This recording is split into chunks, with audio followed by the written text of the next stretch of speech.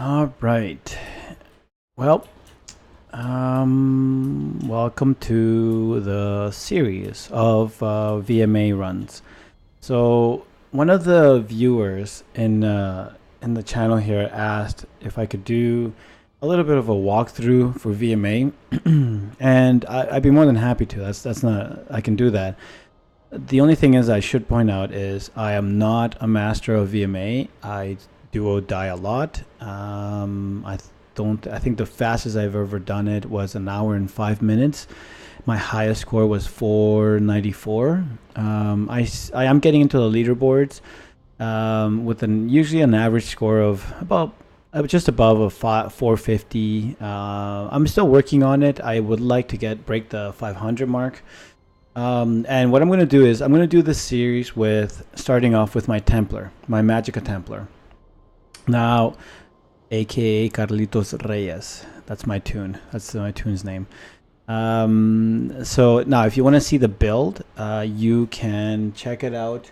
I already posted a link, or I already posted the build, CP points distribution, and so on, and armor and specs on the channel here. So take a look at that build if you really want to know a bit more specific of the build. I'm not going to go over the build right now.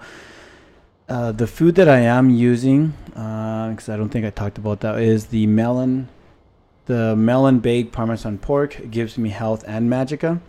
That's usually what I run for on my tunes. Normally when I'm doing vMA, I usually just use the regular pots, or what I call trash pots. And what I mean by that is the essence of Magica is what I normally run. The spell power ones, I don't use them. Even if I'm going for score, I just don't really need it. I mean, unless I'm really focused for it, but normally I don't. Normally I have tons of these Magica pots, the essence of Magica. All right, so the skill layout that I'm going to use is very basic. It's this one here. This is the dressing room add-on, so it lets me just set it up.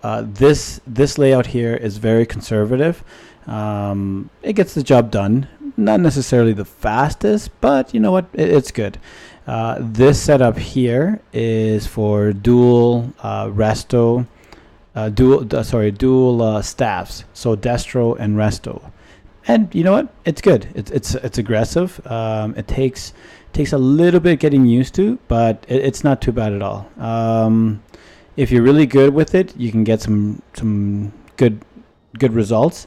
I still need a bit of practice with it, but you know what? For the most part, it's not that bad. So, but for this run, or for this series, if you will, I'm going to be using this, and I'll walk through the skills pretty quick here. I'll just walk through what they are. So, as I mentioned, I am using dual wield and resto staff. So on the dual wield bar, I have channeled focus, puncturing sweep, vampire's bane. I didn't go with reflective light. I like vampire's bane, but that's just a personal preference.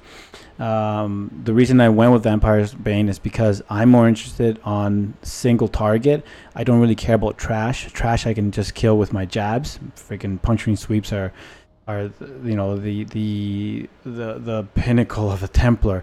Jab, like, and you're healing yourself. Well, you can't go wrong with it, man. Anyways, and execution is radiant oppression, aka Jesus beam. Love this beam, just love it. I hope Zos does not nerf it. On both bars I have inner light. For ultimate I have ice comet, and the reason I went with ice comet is just for the passives. For inner light and light, and I believe it comes from Mage's Guild.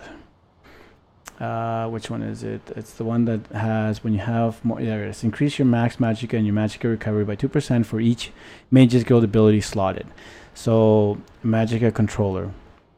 So this one gives you a little bit of a boost, right? When you have two, well, the more you have from that passive, from that tree, from Mage's Guild. On my resto staff, my back bar, I have healing ward, very good healing, blazing spear, harness magica, rearming trap, and inner light. And I'm using the Nova, or solar prison, aka Nova. This is pretty good when you have so many ads coming at you. But But yeah, those are the bars. I'm not gonna go through the CP distribution or the gear. Well, actually, I'll just tell you what the gear is. The gear, while I'm putting the camera back, the gear is 5 Twiceborn Star,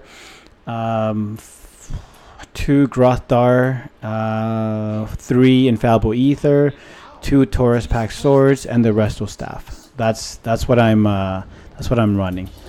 And I better take my food. So what I'm gonna do is the way I plan on doing this little series is I'm gonna go stage by stage. Now, what I'm gonna share is I'm gonna share exactly how I do it, what I've learned, and little tricks that I've picked up on. But keep in mind, what I consider myself to be still fairly a bit of a noob when it comes to VMA. Yes, I've done it a couple of times, but not thousands of times. So keep that in mind. Now, before we proceed, if anybody wants to know where VMA is, and if you don't know, it is in Hrothgard. So it is part of the DLC. So in Hrothgard, it is right here. This little funky looking symbol. That's where Maelstrom Arena is. So here is Orsinium. It's kind of to the northeast of Orsinium. So, all right. So, also, for those that don't know, Maelstrom Arena consists of 9 levels. Within each level, there's either 3 stages or 4 stages. So yeah, I believe on the first wave, there's only 3 stages. Or 3 levels, sorry. Anyways, what stages, levels, whichever you want to do.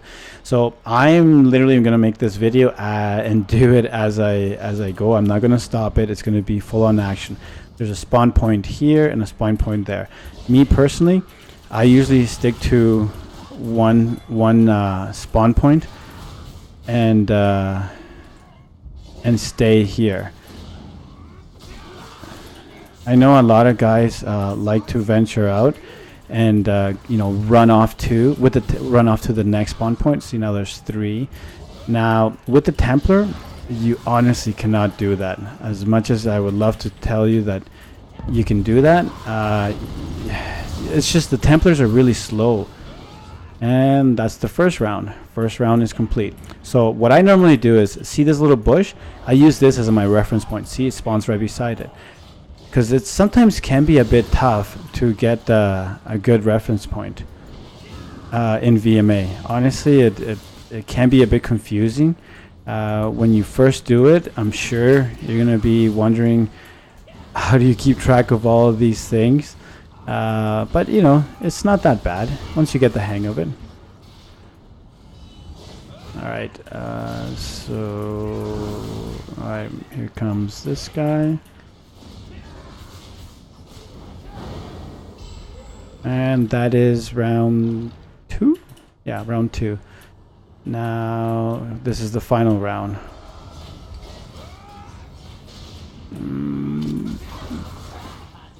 Boom.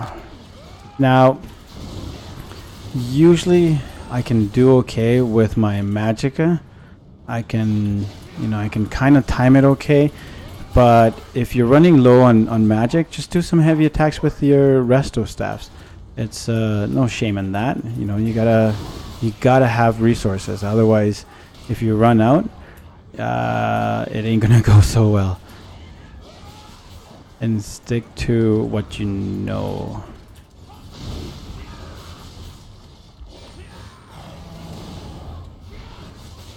And I think this should do it. Yeah. Okay, now we are at the boss. The boss always spawns in this, I guess, the south edge, right about there. Oops, right about there. Alright. Now, I should point out that the first round... Dang it, I targeted the wrong thing. I should point out that the first round is all about DPS. It literally is all about DPS. Alright, he's gonna teleport. Oh no, he didn't. Ah, damn it. I didn't kill that shadow. Ah, you know what? I'll just kill it right here. And that should do him. So the animation that this boss does is he starts off there, I guess you can call this the south side. And to be honest, like, see that the compass goes away once the boss shows up, so you got to have a better reference point. So anyway, so he starts about here. He'll bring out one shade, then he'll bring two shades, and so on and so on. Once he teleports here. And usually this is where, well, as you saw, this is where I normally burn him. The first round is really not that complicated, to be honest. It's fairly straightforward. It's, if anything, it's just a full-on DPS race. You want to kill everything as fast as possible. As soon as they spawn, you kill it. Simple as that. However, the difference between let's say a Stamsork and Magica Templar is the speed. The Magica Templar is not fast. So what I normally tend to do, and this is my personal strategy, I guess, this is what's worked for me. This is where I come in. I come in here. First thing I do is I go to a spawn point. I always go to this one here. And the reason how I learned this one, or how I learned it, was basically, see this little bush? That bush is my reference point. It spawns, or the first spawn point is right here. Right about there, where that bear trap is. So that's what I've learned to have as my reference point. So what I normally do is I come in, I set my bear trap, get myself ready, and let the spawning begin. I kill this guy here. The one from that end comes to me. Everything comes to you. In PvE, everything comes to you. So you don't need to go and chase because you just don't have the speed to move. So whatever comes to me, I just kill. You want to save your ultimate. Try and work. You saw me. I forget the guy's name, or the little alligator dude that showed up. I don't know what the hell is crematorial. Anyways, whatever they're called, I call them alligator guys. So too bad for Zoz, because I'm sure they spent a ridiculous amount of time coming up with some really cool names, and they are cool. I just don't remember them. Anyways, so that alligator guy comes from this side, comes to me. You saw me do the meteor, burned him, killed this little dude, and then came back to the alligator. So that's just, believe me, when I first did Maelstrom Arena, I did not move from this point right here at all. Everything came to me. Those archers are a bit annoying because they have a range. So if I'm standing right here, they usually go right about there. So which means that, and they don't move. They stay right there. So I have to go to them. So try not to panic. And easier said than done, I know, because even now. If I'm doing a really good run and I'm going for no death, and I'm doing so good, and until I get to like the ice stage, or I don't know, one of those stages, and if I haven't died, then all of a sudden I kind of get I tense up and I screw it up. So anyways, so yeah, that's pretty much it. The first round is very simple. It's just, don't worry about the spawn point. If you really want to know about the spawn point, here, there's a spawn point right here. That little bush. There's a spawn point. The first wave is by that bush. Then there's one around here, kind of right about here. That's the first wave. When you kill those two, then there is 3 spawn again by the bush. Always by that bush. One here, and then one there, kind of where the boss is dead, right? Then it swaps from there to here, or actually no, it goes there first and here. Then here and there, and then it spawns somewhere over here, and then on the third one it goes here and there. So it basically, the key, and that's why for me personally, I stay right by that bush right there. That's just me. If you want to run around, you can, but you're gonna burn your stamina. So the key to this run is to, if you can be consistent, nice and smooth. Don't stress yourself, just kind of walk to it. I know at first, and then believe me, I know, because when I've done, the amount of times I've done VMA, I've done it, and it's easy to panic. When I first started doing this, it was like, oh my God, here they come. What do I do? I was so focused on kill that I wasn't paying attention to any of the mechanics, right? So if you can, try and take the overall area, look around, see where they spawn from. Now the other thing you could do is just rewind the video and see the little spawn areas, but they're usually here, there, and one there, and then one here. And I'm sure you, if you rewind the video, you can see where they are, because I usually try and look around for them. So yeah, that's the first stage. Very simple, very simple. Champion points, well, ideally you want to be at the cap. And the reason I say you want to be at the cap is because you'll be able to take more hits.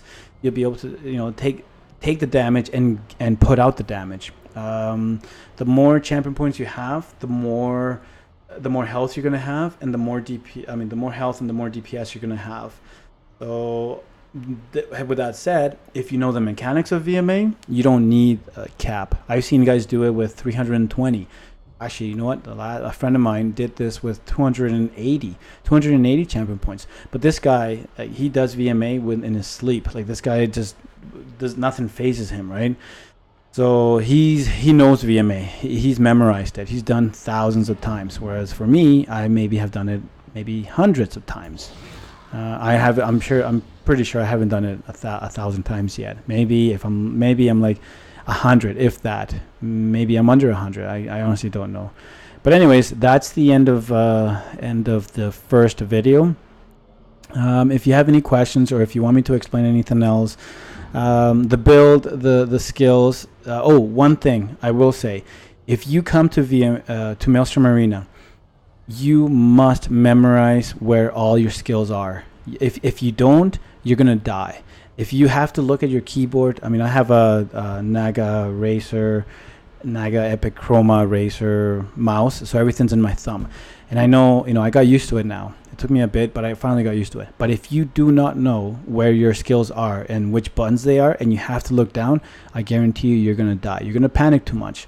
So make sure you come prepared in the sense that you have some sort of skill layout that you can memorize, right? Like, these are kind of my layouts that I have for me. This is just using dressing room, so this is just regular stuff, what I call it.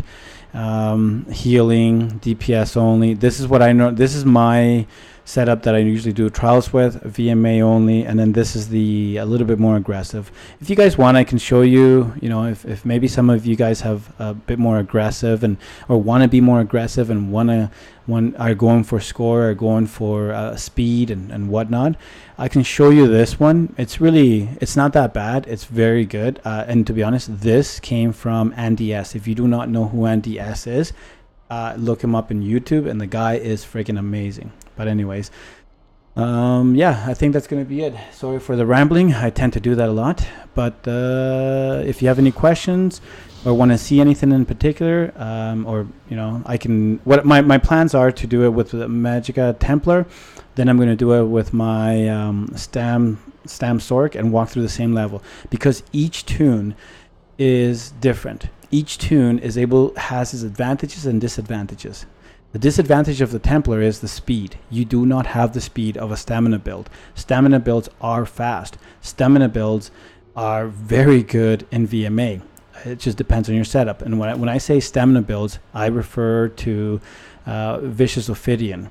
If you have Vicious Ophidian gear and jewelry, or heaven forbid, you have the daggers, and which I don't have, the daggers and sharpen and the jewelry, you can just rock in here. Like, you can come in and just have a heyday in here. It's a lot of fun. It's a lot of fun. The Stam Sork is friggin' beast. From I'm sure you guys have seen some of the videos that have been shared. But anyways, yeah, that's gonna do it for the first video. The first stage is very simple. Nothing to it. Fairly straightforward. So yeah, hope you enjoyed it. And if you have questions, feel free to leave them down in the comments. Cheers.